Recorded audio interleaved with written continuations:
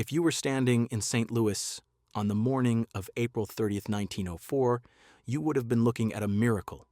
You would have seen a city that made Rome look small, a metropolis of blinding white palaces stretching as far as the eye could see. You would have seen a colonnade of 14 states curving like a giant embrace around a lagoon of electric blue water.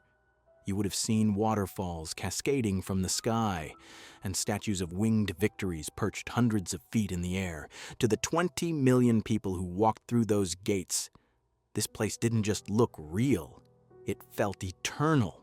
It felt like the new capital of the world, a civilization that had finally conquered the wild American interior. But if you had walked up to one of those massive Corinthian columns that looked like solid marble, built to last 1,000 years, and you struck it with a hammer, it wouldn't have rung with a thud of stone. It would have cracked. It would have punched through, and inside, you would have seen nothing but chicken wire, rough pine slats, and darkness. This entire civilization, the largest World's Fair ever built, before or since, was a ghost before it was even born. They built an empire of marble, specifically to destroy it. The question that haunts this city isn't just how they pulled off the greatest architectural magic trick in history. The question is why? Why spend $15 million, an astronomical fortune in 1904, to build a dream, only to burn it to the ground 7 months later? The answer lies buried beneath the soil of Forest Park. It is a story of arrogance, imperial vanity, and a desperate, terrifying need to freeze time. To understand the magnitude of the lie, we have to understand the desperation of the city that told it. At the turn of the 20th century, St. Louis was the 4th largest city in the United States, but it was nervous. Chicago had already hosted its famous White City Exposition in 1893. Chicago was the rising star. St. Louis felt the breath of history on its neck. It needed to prove it was the gateway to the West. Enter David R. Francis. Francis was a man of kinetic energy, a former mayor, a former governor, and a man who didn't understand the word impossible. In 1901, he became the president of the Louisiana Purchase Exposition Company. His mandate was simple: celebrate the centennial of the Louisiana Purchase. But his ambition was dangerous. He didn't just want a fair. He told his committee that he wanted to eclipse everything that had come before. He wanted to build a city that would make Chicago look like a village. He secured the funding. $5 million from the city, $5 million from investors, $5 million from the federal government, $15 million. In today's money, that is a staggering sum to spend on a party. But Francis had a problem, a geographical problem. He had selected Forest Park as the site. Today, Forest Park is a manicured jewel, but in 1901, it was a wilderness. It was 1,200 acres of uneven hills, dense ancient oaks, and swamps. And running right through the middle of it was the River des Peres. The River des Peres was not a polite stream. It was a volatile, flooding beast that carried the runoff of a growing industrial city. It smelled. It surged. It was ugly. If you're going to build a utopia, you cannot have a muddy, foul-smelling river winding through your main plaza. So, the first act of this illusion was a war against nature itself. Francis hired Isaac S. Taylor as the director of works. Taylor was an architectural tyrant, a man who worked 12 hours a day, 7 days a week, and expected everyone else to do the same. Taylor looked at the River des Peres and decided it had to go. He didn't divert it. He buried it. His crews built a massive wooden box, a subterranean channel, and forced the entire river underground. They paved over it. They erased the geography to create a blank canvas. Then they hired George Kessler, a landscape architect with a German eye for order. Kessler looked at the hills and the swamps and saw a stage set. He ordered the cutting of thousands of trees. He leveled the hills. He dredged the swamps to create the Grand Basin. They were terraforming the earth. But terraforming takes time. And stone. Stone takes time. To build a single cathedral out of limestone takes decades. Isaac Taylor had 3 years to build 1,500 buildings. Mathematically, it was impossible, unless they cheated. This is where the genius and the madness of the 1904 fair truly begins. Isaac Taylor and his chief of design, the brilliant French architect Emmanuel Louis Masqueret, knew they couldn't build with rock. They needed something that looked like rock but acted like paper. They used a material called staff. Staff is a mixture that sounds like a witch's brew. Plaster of Paris, hemp fibers, glycerin, dextrin, and horsehair. It came in sacks as a dry powder. You mixed it with water until it was a thick, goopy paste. While it was wet, you could pour it into a mold of a Greek goddess or a Roman cornice or a massive eagle. In 20 minutes, it would harden. It was white. It was relatively lightweight, and from 10 feet away, it absorbed the sunlight exactly like polished marble. It was the perfect material for a hallucination. Taylor mobilized an army of 7,000 workers. They weren't masons, they were sonographers. They built skeletons of wood, cheap pine and fir, and wrapped them in chicken wire. Then the staffers would climb the scaffolds with buckets of this white goo. They smeared it over the wire, they smoothed it out, they nailed up the precast statues. Day by day, the wilderness of Forest Park vanished, replaced by a blindingly white imperial city. The scale they achieved with this fake stone is difficult to comprehend. Consider the Palace of Agriculture. Designed by Masqueret, it was the largest building at the fair. It covered 23 acres, not the grounds. The building covered 23 acres. It was so large, the curvature of the earth was technically a factor in its foundation. Inside, it was a single room. A room large enough to house a working dairy farm, working rice mills, working cider presses. You could walk for miles inside this one building and never see the sun. And the cost to build this behemoth out of staff cost $525,000. If they had built it out of stone, it would have cost millions and taken 20 years. But there was a catch, a hidden clause in the physics of staff. It wasn't waterproof. It was plaster. If it rained hard enough for long enough, the buildings would begin to melt. If the wind blew too hard, the intricate cornices would snap off. This city came with an expiration date. It was designed to be beautiful for exactly 7 months. After that, the chemistry would fail. The architects knew this. David Francis knew this. They were inviting the world to walk inside a time bomb of decay. But they didn't care because the illusion was seductive. It was a drug. And for the summer of 1904, they wanted the entire world to get high on it. As the gates opened on April 30th, and the crowds poured in to see this Ivory City, a darker narrative began to emerge. The fair wasn't just about architecture. It was about categorization. The organizers, led by the scientific thinking of the time, wanted to catalog the world. They wanted to create a living encyclopedia.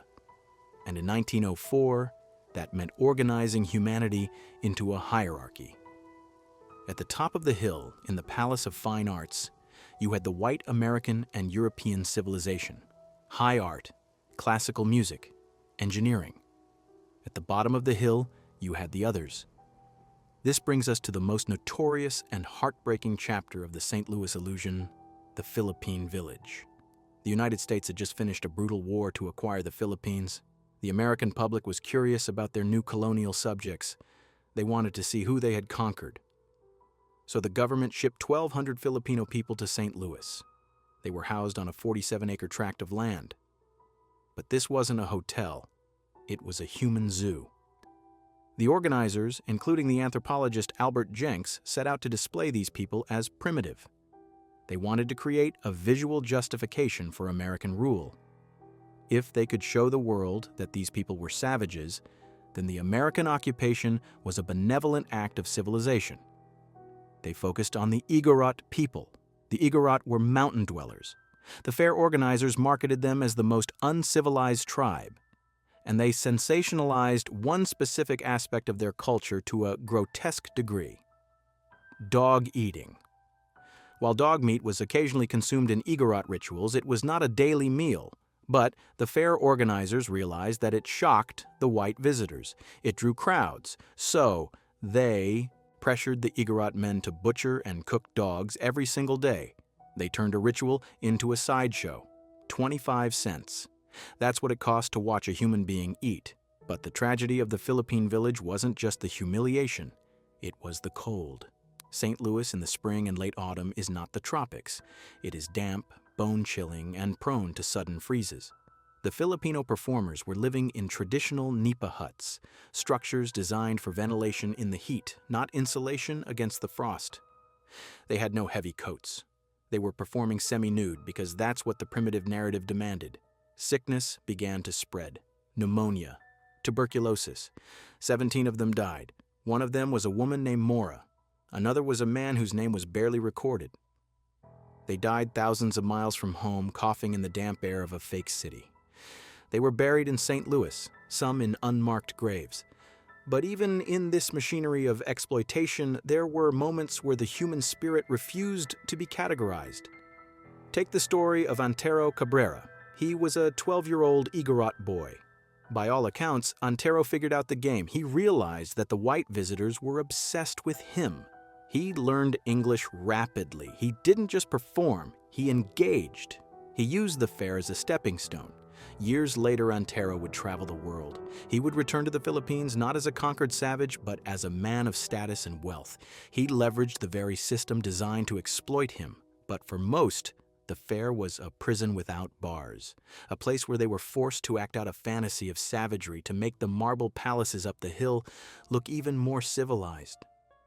If the Philippine village was the tragedy of the fair, the pike was its fever dream. The pike was the entertainment mile. It was a chaotic strip of theaters, rides, and spectacles, and it was here that the lines between science, magic, and cruelty blurred completely. Two attractions sitting almost side by side perfectly capture the schizophrenia of 1904 St. Louis. The first was the baby incubators.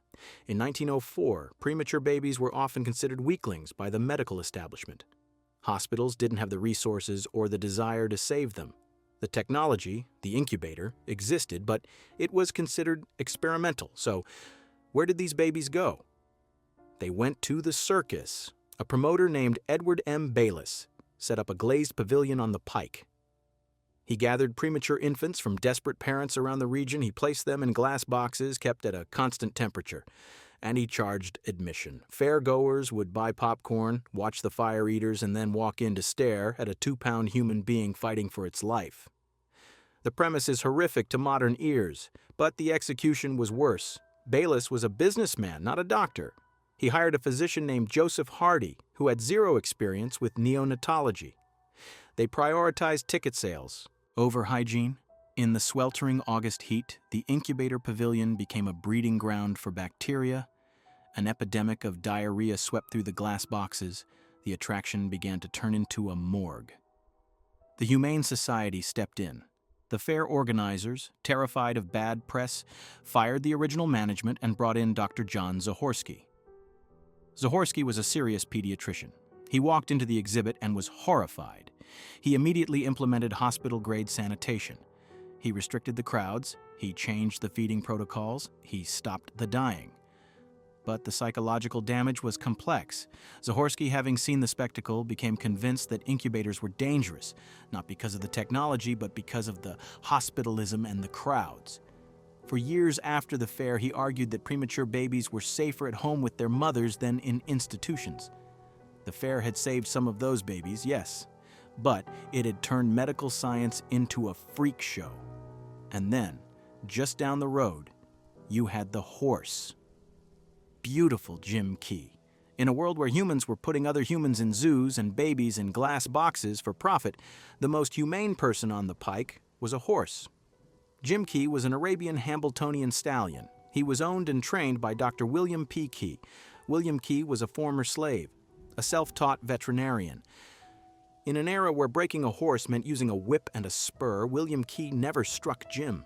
He used patience. He used sugar. He used kindness. The result was a horse that defied explanation. Jim Key could spell. He could do math complications up to 30. He could sort mail. If you asked him a Bible verse, he would find the letters to spell it out. The crowds were mesmerized. President McKinley had called Jim the most astonishing exhibition I have ever witnessed. But look at the irony. Here was a black man, a former slave, standing in the middle of a segregated city, demonstrating that kindness and education could unlock the mind of an animal. He was teaching the white crowds about empathy. Meanwhile, a few hundred yards away, the civilized government scientists were measuring the skulls of Filipinos to prove they were inferior. The horse had more humanity than the anthropologists. By November 1904, the spell began to break. The St. Louis autumn turned aggressive. Cold rains lashed the fairgrounds.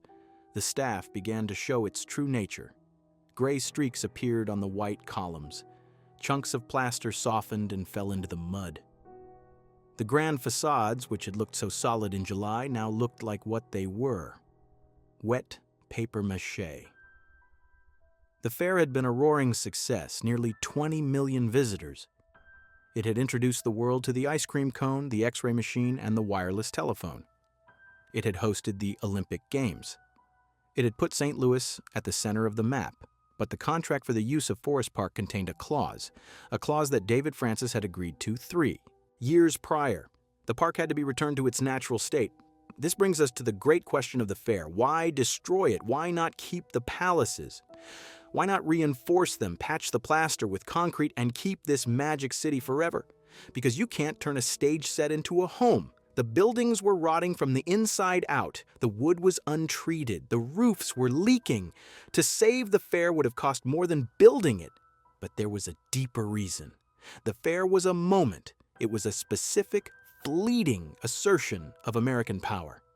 It was never meant to be a place where people actually lived. It was a place where people dreamed, and dreams have to end. On December 1st, 1904, the closing ceremonies were held. President Francis stood before the crowd one last time. At midnight, the grand switch was pulled. The hundreds of thousands of electric lights, the lights that had turned the night into day for 7 months, blinked out. The cascade pumps stopped. The roar of the water died. The Ivory City went black. The next morning, the demolition crews arrived, and the violence of the erasure was absolute. They didn't just dismantle the buildings, they attacked them. They used dynamite on the Palace of Agriculture. The explosion that brought down the 23-acre giant was heard for miles. They brought in wrecking balls for the Colonnade of States. The statues of the winged victories were toppled, shattering into piles of horsehair and dust. Millions of board feet of lumber were sold for scrap. The copper wire was stripped. The steel trusses were melted down. The lagoons were drained, leaving behind muddy pits filled with trash. The River de Pere, which had been buried alive, remained underground, a sewer running beneath the park forgotten. Within months, the glorious city was gone. It was as if it had never happened. But one man had refused to play along. Cass Gilbert. Gilbert was the architect of the Palace of Fine Arts. When the fair was being planned, he had argued with the committee. He told them he refused to build with staff. He was an architect, not a set designer. He insisted on limestone. He insisted on brick. He insisted on gold leaf. He fought for the budget to make his building real. And because he fought, when the dynamite crews came in 1905, they skipped his building. If you go to Forest Park today, you will see a large, sloping, grassy hill. It is called Art Hill. People have picnics there. They sled there in the winter. That hill is where the Cascades used to be. And standing at the top of it, watching over the park, is the St. Louis Art Museum. It is the Palace of Fine Arts. It is the only major structure that survived. It stands there like a tombstone, a massive, permanent witness to the ghost city that once surrounded it. If you walk up to its columns and strike them with a hammer, they will ring with the solid, heavy thud of stone. The 1904 World's Fair was a promise America made to itself. A promise that we could control nature, that we could catalog humanity, and that we could build Rome in the Midwest. But we learned that you cannot build a civilization on a foundation of plaster. You cannot classify human beings like cattle without losing your own humanity. And you cannot freeze time. The Ivory City was beautiful. It was magnificent. But it was never a city. It was a dream. And the thing about dreams is, eventually, you have to wake up.